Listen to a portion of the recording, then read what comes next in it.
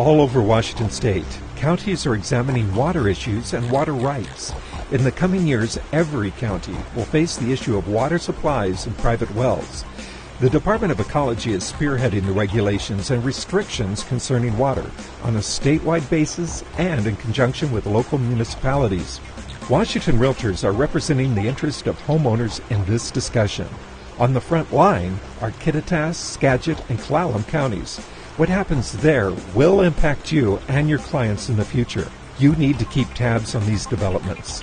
The Washington Association of Realtors is heavily invested in this battle, and in an effort to keep you up to date, we present a radio interview with Bill Clarke, staff attorney and water rights expert, talking about the Dungeness Water Bank mitigation issue. This tape is courtesy of KONP Radio in Port Angeles.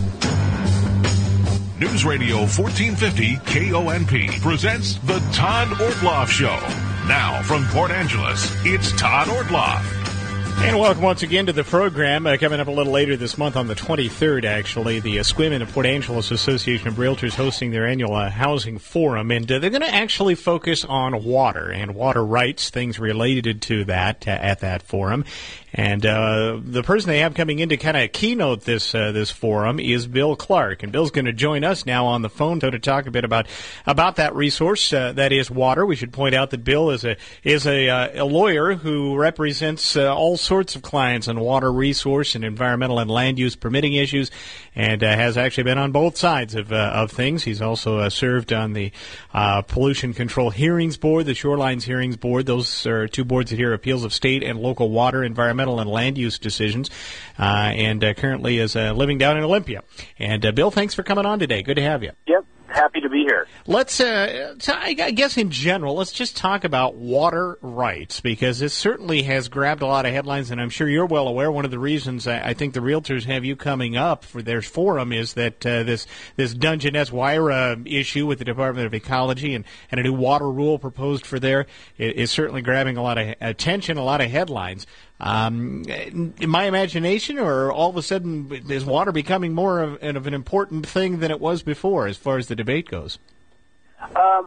I would not say all of a sudden. I think it's been a kind of steady, slow progression, not only in Clallam and Jefferson counties, but in other areas around Washington state and really around the western United States, that water rights issues, specifically water supply and additional water supply for new future development, has become more controversial and more difficult, and the regulatory systems have become a lot more controversial as well. And so I think what you see in the proposed Dungeness rule that the State Department of Ecology has proposed is kind of something that's been in the works by the department for a number of years. So it's not a surprise, but it's still very controversial, even though it's been around for a number of years. Okay, so now you're around this as well, and we've just started hearing about what happened in Kittitas County as it's been placed in the debate here with the Dungeness, and mainly what the big crux to the matter kind of goes to what you just talked about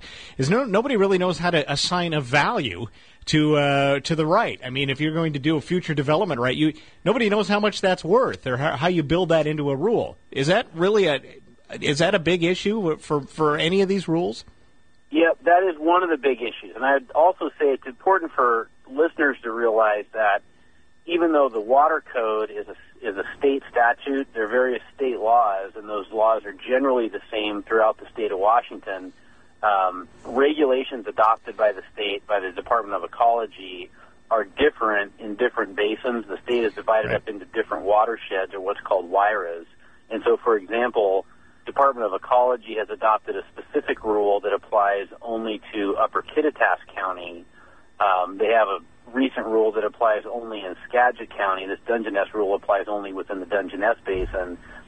And so there's some similar traits in those different rules, but they're different in those different locations.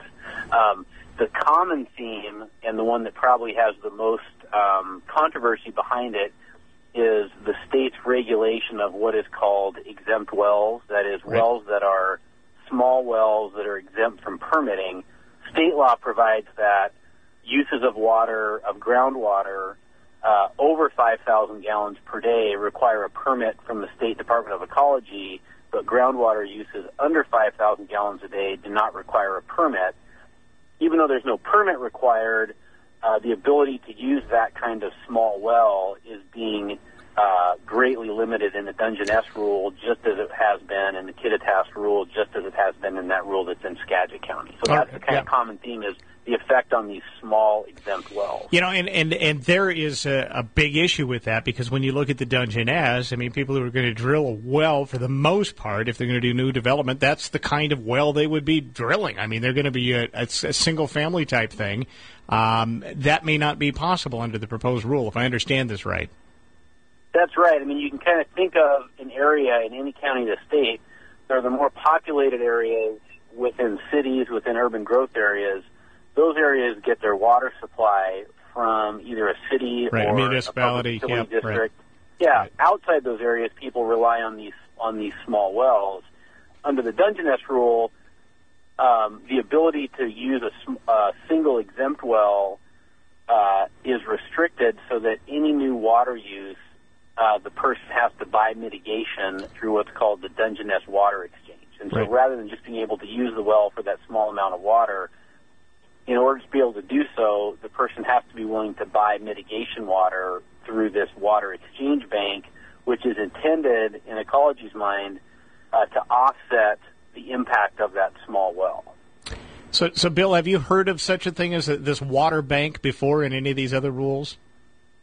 There are similar concepts, not only in Washington, but around the state.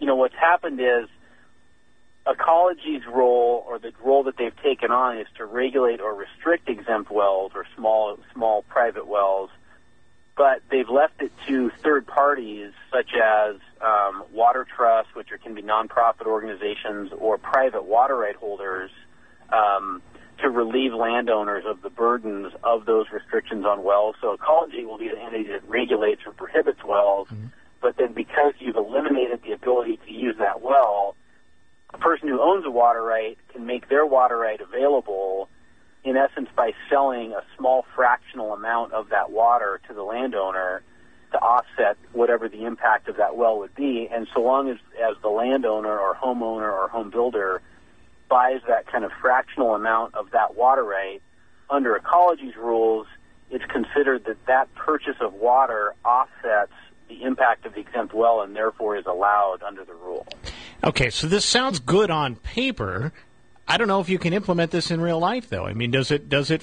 What do you think? As someone who studied this kind of thing, does this work, as it is panned out on paper? Well, a couple comments on that. One is that one of the great frustrations, I think, for the Realtors Association or for landowners or for other concerned citizens in Clallam County is that process for how you would go to this water exchange, obtain a certain amount of water, how much it would cost, how long that would take. No, we don't know what that is. We don't know what that is yet, and so I guess we're of the opinion that before Ecology adopts a rule to implement these restrictions, the process to buy mitigation water has to proceed at the same time. Right now, all we've seen is the proposed rule, but without any of the details, really, of how this mitigation process would work. We think that needs to happen at the same time, not at different times.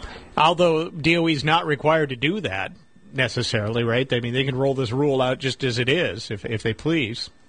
I think that they probably could. That's correct. You know, the other point too is Ecology's efforts. If you look at their analysis, what they're seeking to do is, a single small exempt well has a very, very small impact. In fact, the impact on a surface water like the Dungeness River or small creeks, it's very difficult to even tell or assess what that impact is because the amount of water being used is so small. If you were to aggregate or take the cumulative impacts of all the new exempt wells in the Dungeness Basin over the next 50 years, you could calculate some sort of impact and actually quantify it in terms of the amount of water that it represents. We're of the opinion, we meaning the Realtors Association in analyzing the rule, that if Ecology wants to calculate the future impact of new water uses, that's appropriate to do. And if they want to offset that water impact, there are ways to do that in a way that does not impose those burdens on the individual homeowner or the individual home builder, which is a really cumbersome and costly regulatory process. The state has a water acquisition program where over the last 20 years it uses funding through the state budget in Olympia to acquire water rights, leave them in stream to offset consumptive uses, whether it's irrigation withdrawals or municipal withdrawals. So we think a better regulatory process would be to leave the small homeowner or home builder alone and instead focus on purchasing mitigation all at one time rather than creating a regulatory structure that applies just to a single building permit. Isn't there a flaw in this as well? The way I've heard this argument, correct me if I'm wrong, but I mean, they're calculating all of the possible exempt wells that are in that region, essentially. That would, you'd have to assume that every single well is going to be drilled, and that may not happen. Right. I mean, the rule includes some analysis by the agency that is kind of a projection of how many of these exempt wells will there be into the future, how much water will each of these exempt wells use. Those projections are based on the rates of building activity in recent years, which was a significant housing boom and a significant population boom. You know, we think that overstates what the impacts will be. Mm-hmm. Is there a better approach? I mean, if I guess if Bill Clarke, you could draft this rule. I think most people agree it has to be addressed. You got to make sure that there is some capacity for future development in that area. What should it look like though? I mean, most people have said okay, but this seems to be going a bit far. Well, there is one thing that people should be aware of is there is a certain unfairness in the system. The Water Rights Code it's called the Prior Appropriation Doctrine. It's a seniority-based legal system of allocating water, meaning that the oldest water right... you got the first right at it, yeah. Entitled to water first, exactly. And so in some situations, you've seen this most in Kittitas County, where senior water rights holders are not receiving their full amount of water, but yet junior exempt wells can still be used. To address that, our kind of preferred way of doing it, you asked me the question of is there a better way to do it, I think the way to do it is to have a very careful assessment of how much water will actually be used over the next 10 or 20 or 50-year period, and then rather than trying to impose the mitigation burden on, ma and pa, in a way that, again, we don't know the timeline for mitigation, we don't know the cost, we don't know how Clallam County will deal with responding to individual building permit applications, all of which has a tremendous impact on the certainty in the real estate market. If the state wants to analyze future impacts and then identify water rights that could be acquired and then put into in-stream flows, there's a program called the State Trust Water Program where water rights can be held for in-stream uses rather than out-of-stream uses, and do that in a way that is kind of bulk mitigation that doesn't impose the regulatory burdens on homeowners, and equally important, it doesn't require additional state agency staffing or county staffing to monitor all of these individual mitigation purchases that happen. We think that's a much cleaner and much more cost-effective way to offset kind of the cumulative impacts of what exempt well use will be from now into the future. So, Bill, what you're saying is there's already a mechanism in place that could do some of this mitigation, the stuff that's being addressed in this rule, it sounds like. Yeah, not only is there a mechanism, there's also been a willingness by the state legislature in Olympia to provide funding for that type of activity. Through the last 2 decades, even as recently as this year, there was about over $2 million was made available to Skagit County because they adopted a rule similar to the Dungeness rule in 2006 that provided small amounts of water. When that small amount of water was gone, no more building permits could be issued until the homeowner bought mitigation. It's been impossible for homeowners to buy mitigation. Therefore, some parts of the Skagit County basin are under a moratorium where people cannot get building permits for even a single residence. The state provided over $2 million to help provide mitigation in those basins. If that's what they're willing to do in Skagit County, and they've done it elsewhere in the state, we think a better approach is to provide funding to buy actual water rights, put them back into stream to improve stream flows today rather than waiting for these small purchases of mitigation water through the Dungeness Water Okay, so now let's get to the big $60,000 question. You kind of alluded to this at the top of the show, Bill, is that, I mean, this really has become so politicized. How much of what is happening here is really just politics? Well, I think that this is a in-stream flow rule that is in one of the basins that is considered an over-appropriated basin. That is the state and all the different watersheds. It has 62 kind of distinct watersheds. About 20 are identified as priority watersheds where there are in-stream flow concerns in the opinion of either State Department of Ecology or Fish and Wildlife. The adoption of this rule has been identified as a priority by Department of Ecology 5 years ago. So I think it's clear that the agency's been working on it. They want to adopt it under the current administration in Olympia that's been working on it the last number of years. So even though we've expressed the opinion, as of a number of other business groups, agricultural groups, and landowners, that the rule should not be adopted, I think it's on the list of things that the agency wants to get done by the end of this administration. Right. It doesn't mean that they'll never make changes to it in the future to correct flaws in it, but from what we've seen around the state, once a rule gets adopted, it's extremely difficult to correct or improve, even when flaws have been shown, and that's our concern.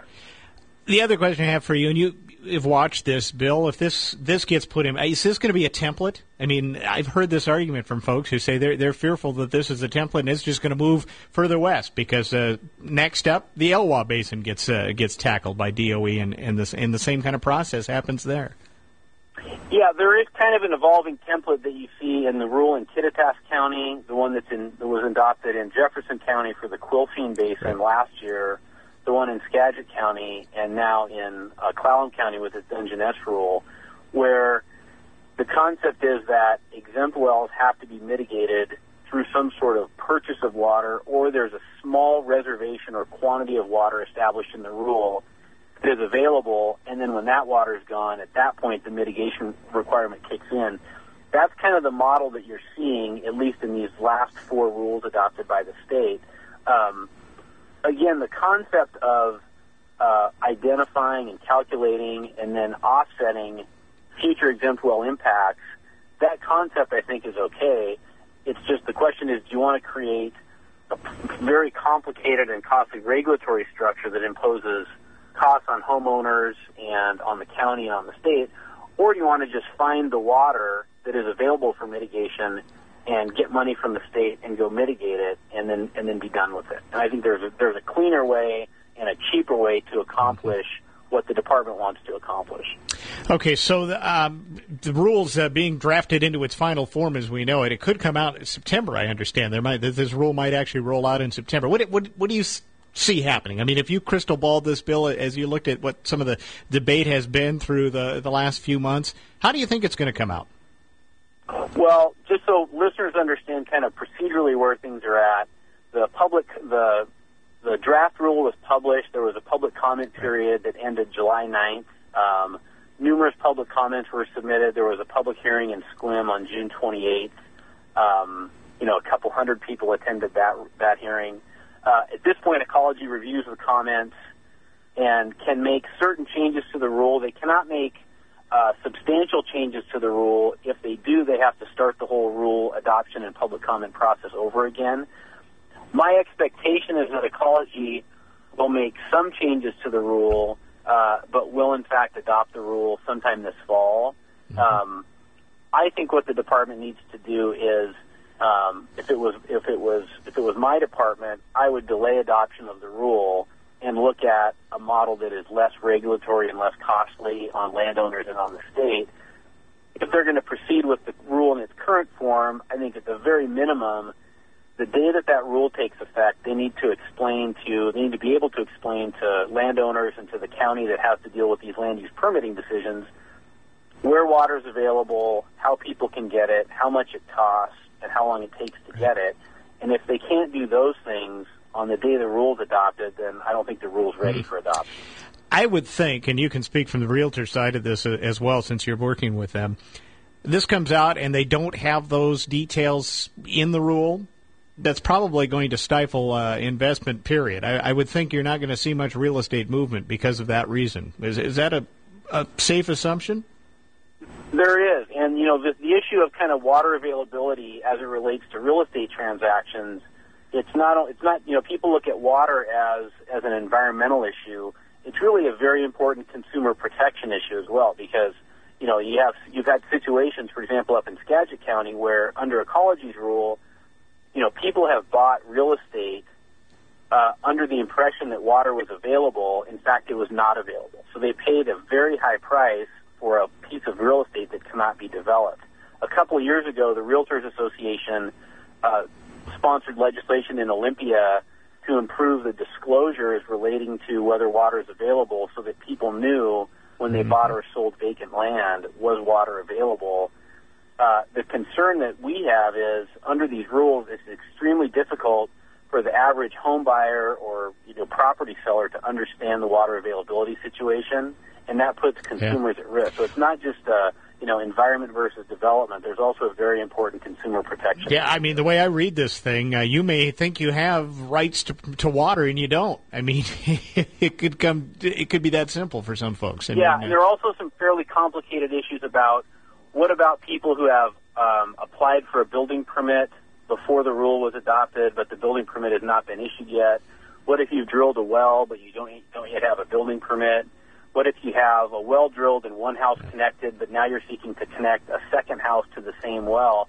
There are all of these really specific factual questions that, as the rule has been proposed, there are not yet answers. And so, again, those are the kind of questions that I think people deserve answers to before the rule gets adopted. All right, Bill, I don't know if you have all the details on this. I don't, but on the 23rd, where are you going to be at? If folks wanted to hear a little bit more of what you're going to talk about.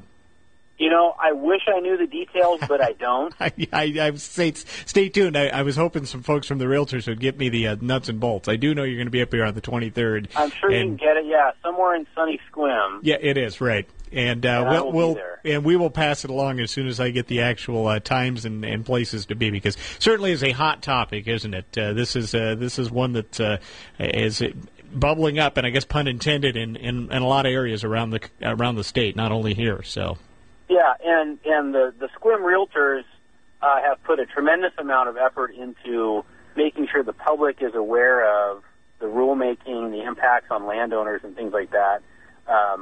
They have a website that's squimwater.org that has links to information about the rule, may have information about the presentation on the 23rd. So that's a good resource for people to look at. Okay, so head over to squimwater.org, right? And yep. Take a look at that. Bill, my pleasure having you on today. We'll have to talk again sometime. I think this is one of those issues that's going to continue with us for a while.